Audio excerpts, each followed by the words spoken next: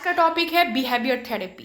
Behaviour therapy का मतलब हुआ कोई व्यक्ति है जो कि एबनॉर्मल बिहेव कर रहा है, उसको नॉर्मल बिहेवियर में कन्वर्ट करना। बिहेवियर थेरेपी का पर्पस यही होता है। तो डेफिनेशन को समझेंगे, टेक्निक्स देखेंगे, मेथड देखेंगे। 6 या 7 टेक्निक्स है जो आपको समझना है और बहुत डिफिकल्ट होता है इसका टेक्निक्स, ठीक है, लेकिन एग्जाम्पल के थ्रू मैं इसको आपको इजिली डील करूंगी। So behaviour therapy is a type of psychotherapy which is based on theory of learning and aims at changing maladaptive behaviour and substituting it with adaptive behaviour.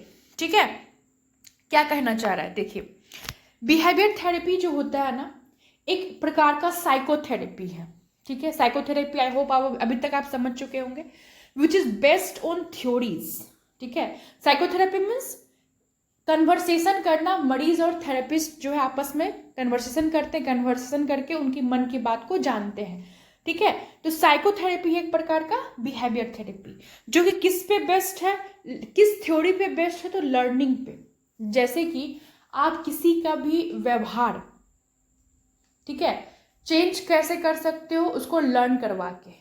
Abnormal behave अगर कर रहा है तो आप उसको सिखाओगे कि ऐसे नहीं करो, इस तरह से करो, है ना, चीज़ों को सिखाओगे, लर्न करवाओगे, तब वो नॉर्मल बिहेवियर में कन्वर्ट होगा। And aim at changing maladaptive behaviour. What is the meaning of maladaptive? Maladaptive का मतलब होता है जो एबनॉर्मल बिहेवियर होते हैं, this is called maladaptive behaviour. And substitute, substitute का मतलब होता है रिप्लेस करना। ठीक है, रिप्लेस करेंगे विद अडेप्टिव बिहेवियर। अडेप्टिव का मतलब एक्सेप्टेबल, एडेप्टिव का मतलब एक्सेप्टेबल, यानी कि जो एबनॉर्मल बिहेवियर व्यक्ति करेगा उसको सब्स्टिट्यूट करेंगे, उसको रिप्लेस करेंगे, किसको? एडेप्टेबल बिहेवियर से, यानी कि एक्सेप्टेबल बिहेवियर से।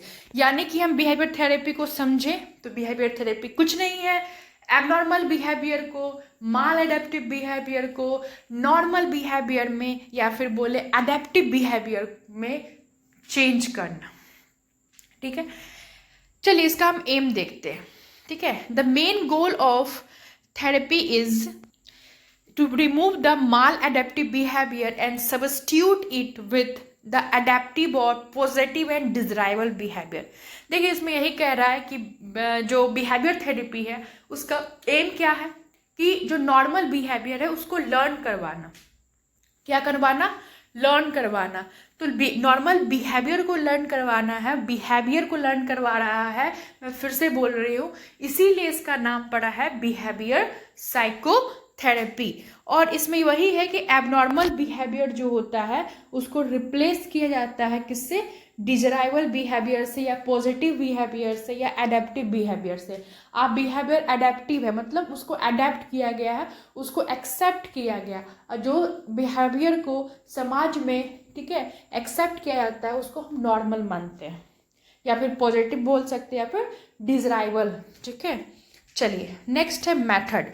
Behavior therapy is a short-term duration therapy. Therapists are easy to train and it is cost effective.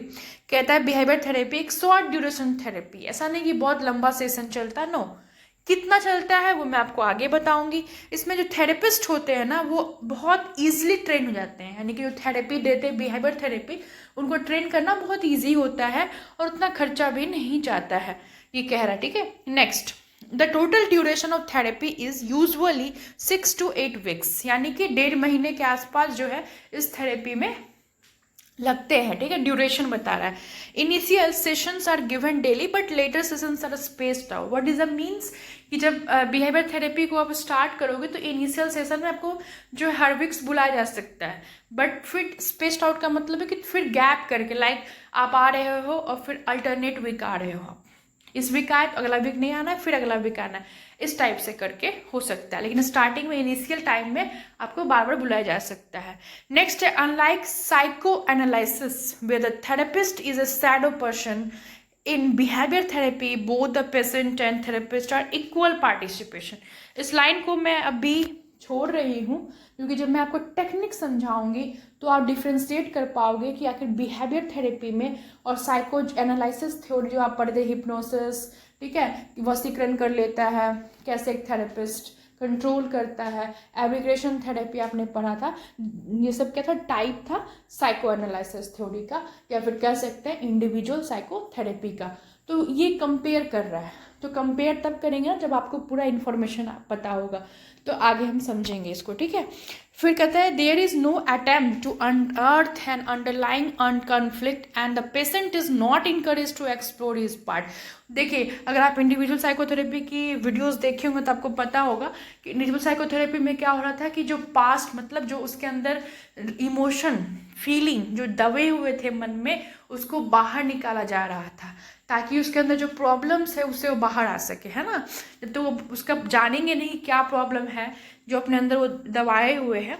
तो लेकिन वो कह रहा है कि जो बिहेवियर थेरेपी है इसमें ऐसा कुछ नहीं करना है कि उसके मन में कोई पास्ट की बातें हैं या रिप्रेस्ड क्या बोल सकते हो इमोशन है, या फिर कोई पेनफुल इमोशन है, उसको बाहर लाना, ऐसा कुछ नहीं करेंगे बिहेवियर थेरेपी में। ओके।